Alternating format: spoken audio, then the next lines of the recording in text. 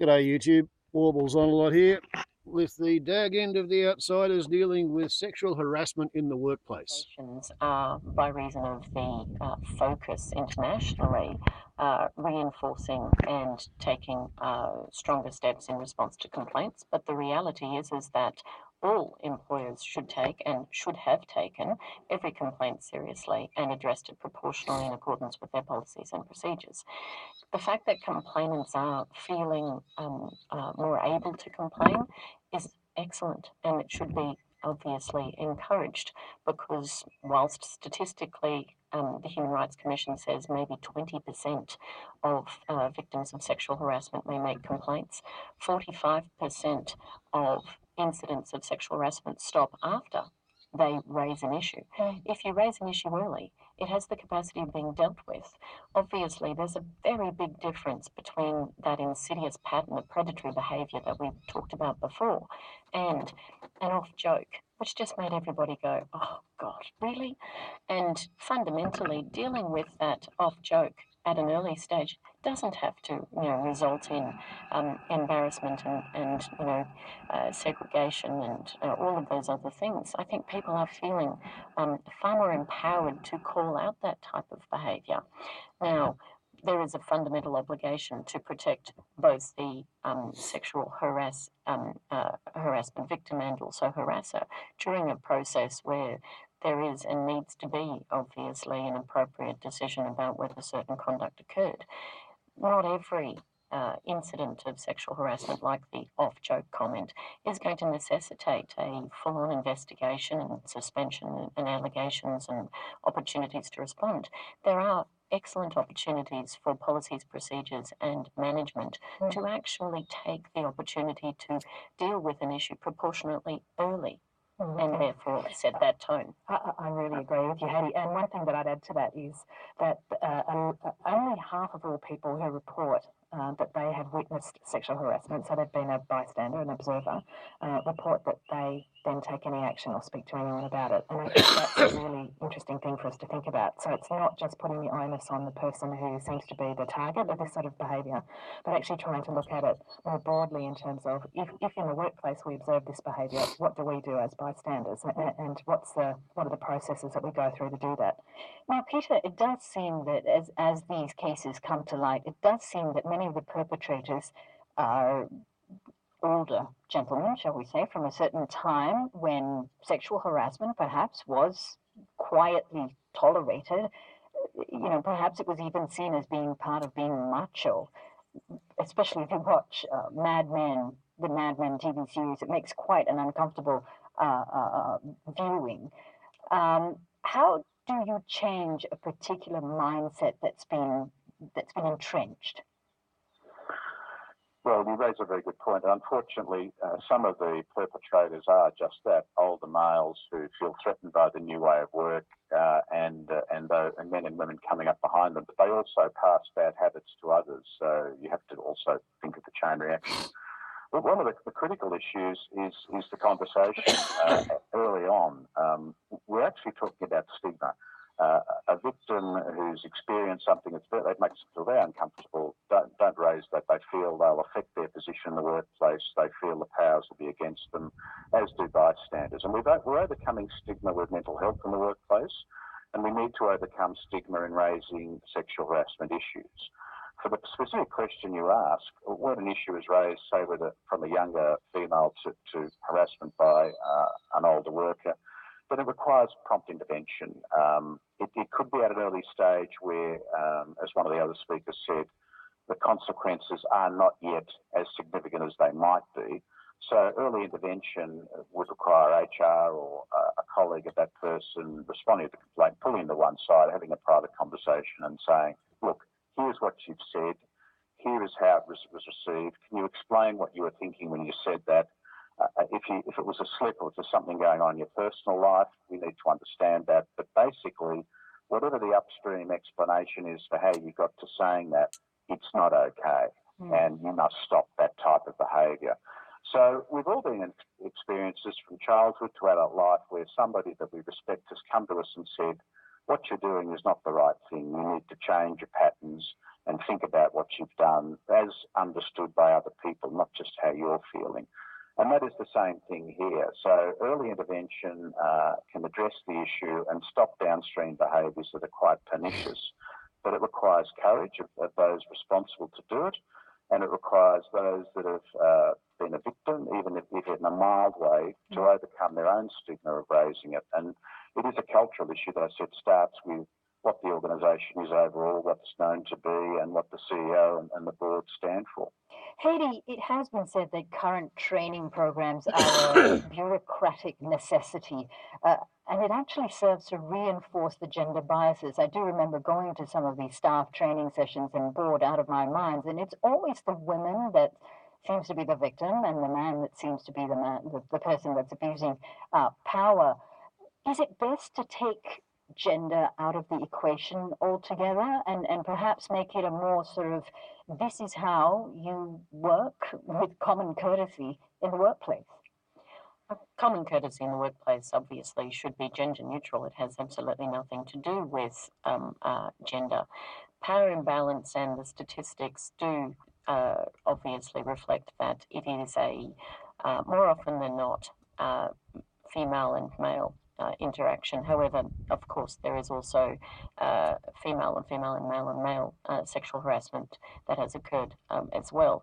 In terms of training and education regarding those aspects, as the legal definition is unwelcome conduct of a sexual nature, gender is irrelevant, and we shouldn't be engaging in unwelcome conduct of a sexual nature, but it is understanding and communicating around what that sexual nature is.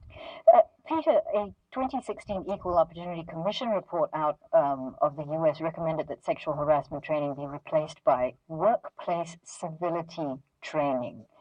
Would you agree that perhaps it's best to take gender out of the equation altogether, or would you agree with Hayley that because it is about sexual harassment, gender is the issue? No, I would put an and rather than an or between those two things. I think the best training starts with issues around inclusiveness and respect in the workplace, the ills of bullying and harassment and adverse treatment of one co-worker with another, and then within that, the data says you must address sexual harassment. You must say, within this envelope of what we need to understand in the workplace, people being the subject of unwelcome sexual advances of a range of varieties are not okay. So I think you have to set the context, but it's very important to have sexual harassment as a specific purpose subject because the data says you need to. I agree with Peter. Also, I don't think you can take gender out of any equation that involves humans. Gender is a really important way to understand the world, I suppose, particularly when we look at workplaces and organisations. And we can't ignore the fact that the power structures in organisations across the sectors are stacked towards men, that women are less represented in senior roles, women are more seen as the other in the workforce and are not valued in the same way that men are. And I think we have to see that as this sexual harassment problem as one part of that ecosystem. All right, well then let me throw this question at you, Ray. How do you regulate human behaviour? Can human behaviour be regulated? Well, I don't think you can, I think a hygiene factor, if you like, for trying to deal with things like sexual harassment are things like policies and training and legislation and some kind of mechanism that people understand to be able to take action. But I think that actually looking at culture and trying to get at that is the critical thing.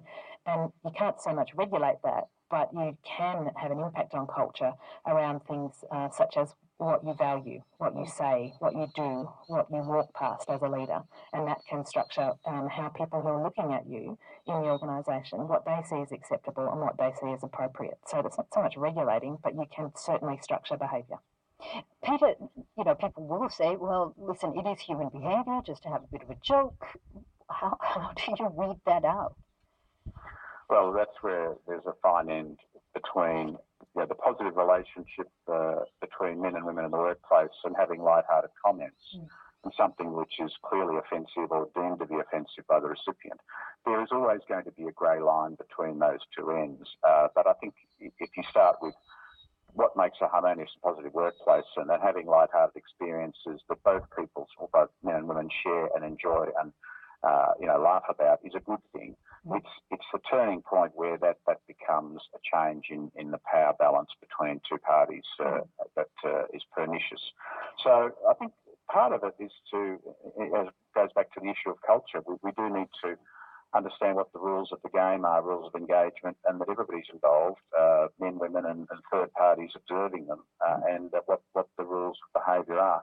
And ASIC is actually looking to regulate culture. It's put the wind up doors of large organisations, particularly in financial services, by saying, we find really bad examples here. We'd like to understand how your targets for performance have affected the code of behaviour, and have you had a code of behaviour that affects performance? So culture is being regulated, and large organisations are thinking very hard about what they understand is happening in the workplace.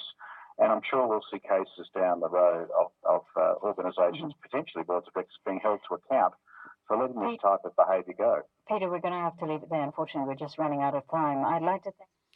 Yeah, okay. Well, interesting that the Victorian gentleman that is the press, while doing a program on workplace sexual harassment, never made any mention of the Barnaby Joyce fiasco. Those of you who aren't up to speed on that, backtrack a couple of videos. I posted one on Friday night after I succeeded in tracking down the original article in the Saturday 20 October Sydney Telegraph, as well as a different article in the Australian Independent critiquing the first article and the whole issue. But suffice to say that it suggests in the second article that any kind of employer-employee relationship in the workplace is a form of sexual harassment because of the power imbalance between the two, such that the employee doesn't actually have the power to consent. Because if you don't accept the boss's advances, then your job may be at risk, which is another interesting way of looking at it.